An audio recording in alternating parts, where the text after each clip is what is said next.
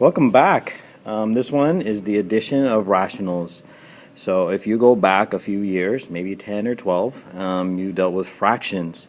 And over there in the left-hand corner, we have a fraction being added to another fraction. We have a half plus 5 halves, or 1 over 2 plus 5 over 2. What we do with that is notice that your denomination, or the denominator, is the same. So as if you're talking in terms of money, if you're talking about dollars, you can add dollars with dollars. But if you have dollars and pesos, you can't combine them unless they are all changed into dollars or all changed into pesos. So the denomination here is 2. The denominator here is 2. So we can add these two together. So 5 plus 1 is equal to 6. And the denominator is what you're talking about. You're talking about twos or halves.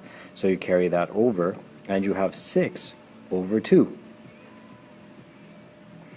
In this case, it will reduce to 3. 6 divided by 2 is equal to 3. So when you have common denominators, you can add the numerator.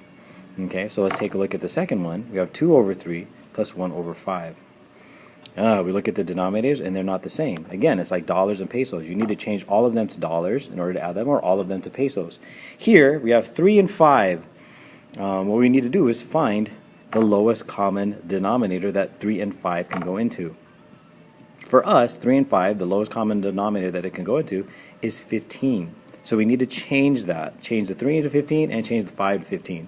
So what we do is we write that again, and then we multiply it, the left-hand side, the 2 over 3, by 5 over 5.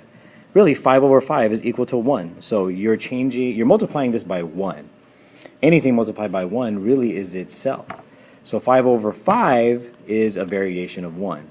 You're going to change the look of the 2 over 3, but you're not going to change its value. So what we do is multiply across. 5 times 2 is 10. Whoops. On the right-hand side, what I did was you got to change the denominator 5 to 15 also, so we multiply by 3 over 3. And let's see. If that doesn't make sense, let's see what happens in the next step. When you multiply the 5 over 5 to the 2/3, you get 10 over 15. 5 times 2 is 10. 5 times 3 is 15. And 10 over 15 is equivalent to 2 over 3. That's essentially the same. They look different, but they have the same value. On the right-hand side, multiply by 3 over 3, which is equivalent to 1, and we get 3 over 15. Now we have a common denominator of 15. And now we can add the numerators. 10 plus 3 is 13, all over 15. Bam.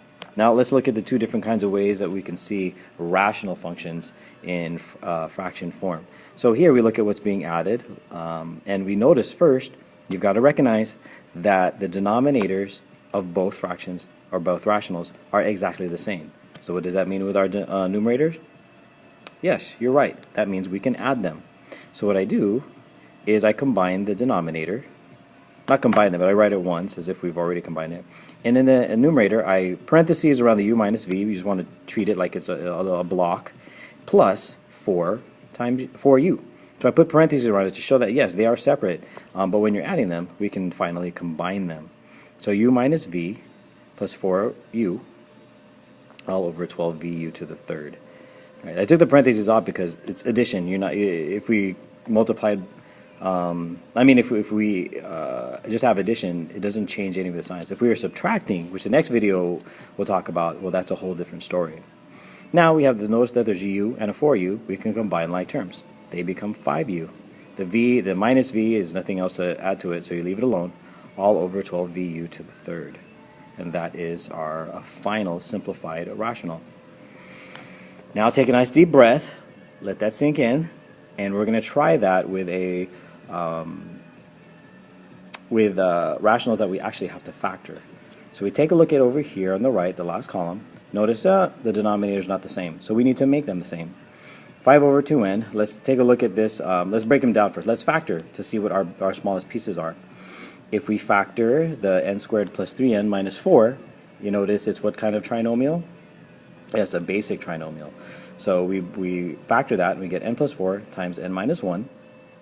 Right? And now, again, we notice the denominators are not even at all the same. So we have to find the lowest common denominator. And this is probably the newest part. The LCD of this, just like when we go back to the 3 and 5 on the very first column, we find something that they all can go into. In this case, the lowest common denominator has to include 2n, has to include n plus 4, and has to include n minus 1. So if you go back to the first column, 15, what does 15 include? If you broke down 15, and I'll write this in a different color, what are the factors of 15? What the heck? None other than 3 and 5. So the LCD is a combination of the two denominators. When we multiply them together, we get 3 and 5. So here we multiply in the third column, we multiply all the little pieces that we have: 2n, n plus 4, and n minus 1. Okay, so let that sink in. If you need to take a breath and watch that again, go ahead, pause it, and just take a look at that. If you're ready, we'll move on. What we do is make sure you make note of that. The LCD, this will be probably the key part in all of this. We take a look at what we have, and we need to change each fraction. So the 5 over 2n, we're going to have to multiply by, get this, bam, n plus 4 times n minus 1 in order to get it look like the LCD in the black box. And to make that 1, poof, we have to do n plus 4. Oh, I have n plus 1 there. It'll change to n minus 1 in a little bit, with a little bit of magic there. All right, so you multiply by all of that, which is a nasty way of writing 1, but it is still 1. So we're going to change 5 over 2n, change its look, but again, not its value. The right-hand side, we have n plus 4 and n minus 1 already in the denominator. All we need is the 2n. So you multiply by 2n in the denominator and 2n in the numerator. Okay, hopefully, well, I don't know if that doesn't matter if it doesn't make sense right now. You've got to keep studying and looking at this. It'll make sense eventually, but you have to keep studying and analyzing. All right, now that we have that, we need to multiply everything. So 5 times n plus 4 times n plus 1. It'll be turned to n minus 1. Don't worry, it's n minus 1. And right-hand side, n minus 1 times 2n. And the denominator is bam. Look at that. After we multiply all those across, we now have a common denominator. It's a nasty, long common denominator, but it is common, all right, to both sides. Now we can add everything together. Whoops, see, there. See, everything turned to n minus 1. See? Now, what we do is, nasty enough, we've factored everything. Now we've got to multiply it all back together again.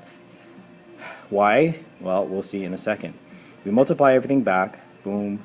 Multiply the right-hand side together, the right fraction together, all over that common denominator. So we multiply the n plus 4 times the n minus 1 to get back to n squared plus 3n minus 4.